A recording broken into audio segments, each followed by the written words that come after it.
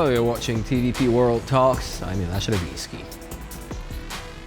With comedian Jimmy Kimmel returning after a brief suspension caused by his remarks on the death of Charlie Kirk and the court throwing out Donald Trump's lawsuit against the New York Times, America's freedom of speech debate rages on, with some commentators saying a new brand of cancel culture is taking the US by storm, championed by none other than Trump himself. With the distrust of traditional media among the Republicans, we can actually talk about whether this will reshape America's political and legal landscape. Is it what we're actually seeing today? And joining us now is Bogusław Chrabota, former editor-in-chief at the Rzeczpospolita Daily. Hello and welcome to TVP World. Morning. Good morning. So what are we looking at today, essentially? Do you think that freedom of speech is about to be redefined in the US?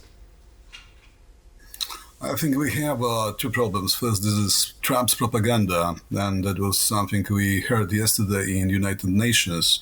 And from the other side, we have a big threat about freedom of speech and freedom of expression in the States. But I think that constitutional warrants are enough strong to protect America from destruction of freedom of speech. It's very strange for all of us who spent some time in the States. I was just a student there, and I was taught that freedom of speech in the light of First Amendment to Constitution is a fundament of American democracy.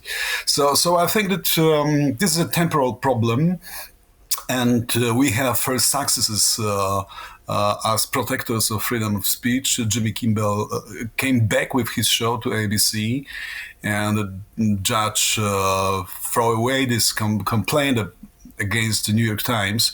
But I think that the pressure from the administration, especially Mr. Kerr, will be absolutely constant, and we'll see such problems until the end of this cadence, Donald Trump's cadency. So Trump's critics say that this is something we haven't seen before, this constant pressure, this willingness of the administration to actually use legal means against private broadcasters, threatening the revocation of licenses, and at least temporarily resulting in Jimmy Kimmel's suspension. As you said, he did come back. Trump is not really happy about it.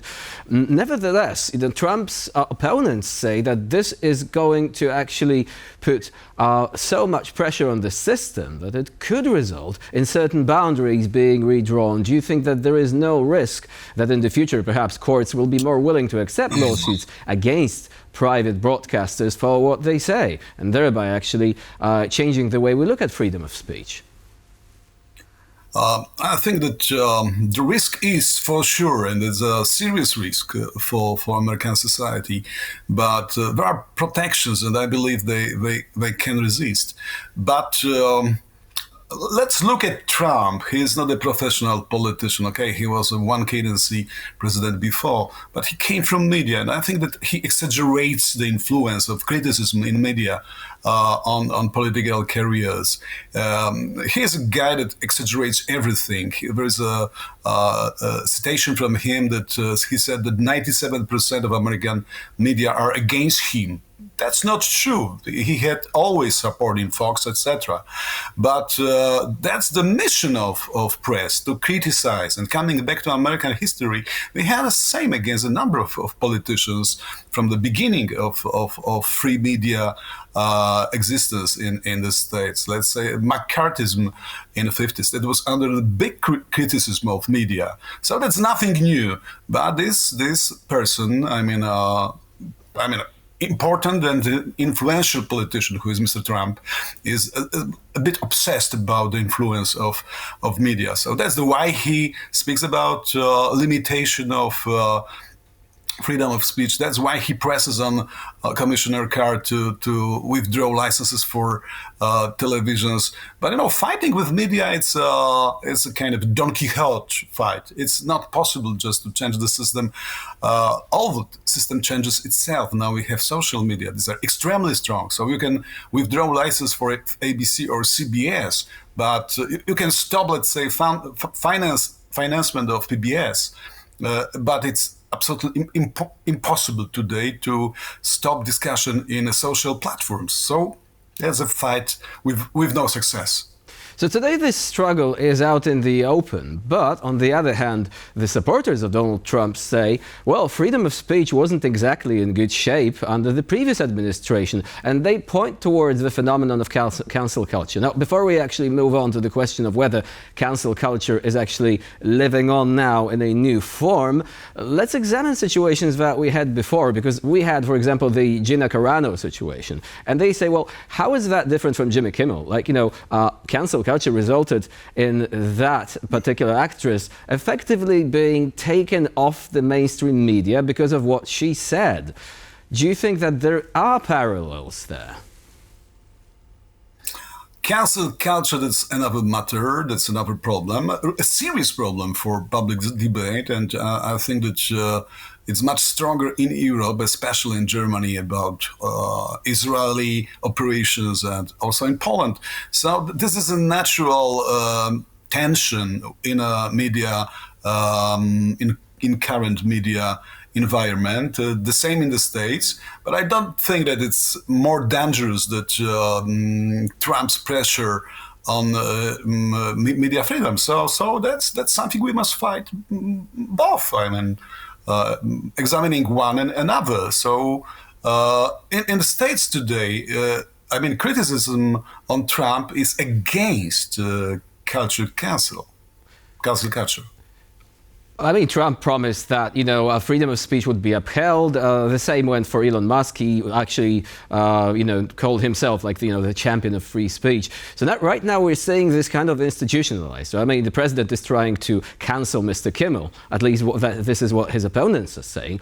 But would you say that this is more or less dangerous? Because on the other hand, you could argue that whereas if the administration is taking certain steps, taking someone to court, well, at least they are using an official path. Now, cancel culture was actually all about people being effectively sentenced without any sort of remedy because there was no court involved. There was simply like this sort of, word of mouth, oh, this person actually said something racist a long time ago, so let's actually put pressure on their employer right to the point of them actually being fired or being shunned, ostracized. Do you think the danger is still there that, this sort of phenomenon doesn't actually have any sort of institutional limits to it? Let me tell you, culture council is a social matter. That's not a formal matter. Because, thank God, America is protected by independent courts, together with the Supreme Court, that will never accept final violation of First Amendment. And I think that the culture of First Amendment protection in America is so strong that it will be protected maybe next 2 or 3 generations. But what will happen next after 30, 45, 50 years? No one knows. That's the future we cannot foresee today. It's too complicated. So finally, concluding, culture council, that's a problem of social, media distribution. And what Trump does is just, this is a formal matter, and administration will be always in confrontation with free independent courts in the States in this matter. That's why I'm very much optimistic about the future. But of course, the risk is, and the threats are obvious. Now, you've mentioned the question of financing of certain outlets. Like we've had the discussion about Radio Free Europe, for example. Do you think that the American administration is shooting itself in the foot? Because without these tools, it will have less influence on global matters. At least less influence when it comes to the sort of soft power that comes through media outlets like that.